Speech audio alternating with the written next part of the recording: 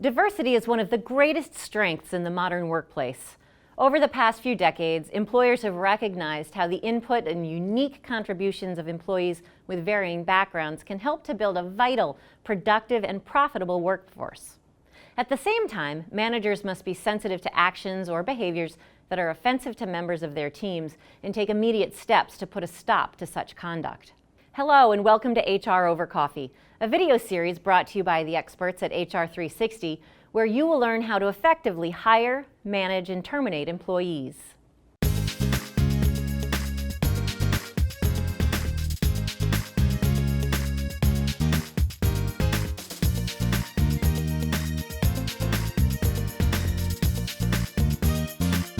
Today we're addressing one specific aspect of offensive behavior that may occur in the workplace: racially offensive remarks or conduct.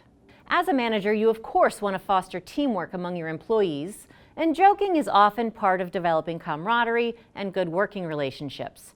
You may even have a corporate culture that embraces edginess, but it's your responsibility to address any behavior that crosses the line, particularly when it comes to conduct that's racially or ethnically offensive. Indeed, your company should have and enforce a zero-tolerance policy for such behavior.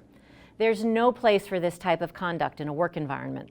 Let's take a look at some of the consequences of racially offensive remarks in the workplace. First, they're just that, offensive and alienating. Such remarks can demotivate employees and harm a company's reputation both internally and among clients or customers. Finally, these kinds of remarks may rise to the level of unlawful harassment. To that last point, harassment is a form of employment discrimination that violates federal law and the law in many states. Under federal law, harassment is defined as unwelcome conduct that's based on race, color, religion, sex, national origin, age, 40 or older, disability, or genetic information.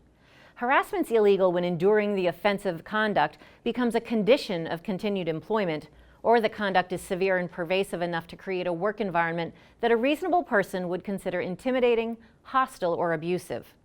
Offensive conduct may include, but is not limited to, offensive jokes, slurs, epithets or name-calling, ridicule or mockery, and insults or put-downs. Importantly, the victim does not have to be the person harassed, but can be anyone affected by the offensive conduct. In certain cases, employers may be held liable for workplace harassment. With so much at stake, managers must respond forcefully to any instances of racially or ethnically offensive remarks or behaviors that occur in their presence or come to their attention. In such an instance, address the situation immediately and explain to your employee that that behavior is unacceptable and must not happen again. Be direct, firm, and factual, and confine your discussion to the specific behavior. Report any incident to HR so it can be determined whether a detailed harassment investigation may be necessary. Follow your company's policy regarding employee discipline. Disciplinary measures should be proportional to the seriousness of the offense. For example, in the case of a single off-color remark by an individual with no prior history of similar misconduct, counseling and an oral warning might be all that's necessary. On the other hand, if the behavior is severe or persistent, then suspension or discharge may be appropriate. In all cases, it's important to work with HR before taking any disciplinary action to ensure compliance with company policy and applicable law, as well as to ensure proper documentation of the incident and any investigation and remedial actions taken.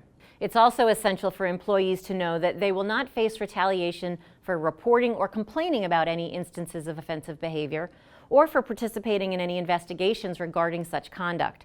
As a general rule, all companies should have a policy in place that clearly states a commitment to workplace diversity and outlines the consequences for discriminatory conduct. The policy should be included in the employee handbook as well as posted on the company intranet if applicable. If circumstances allow, also consider conducting formal diversity training for all employees.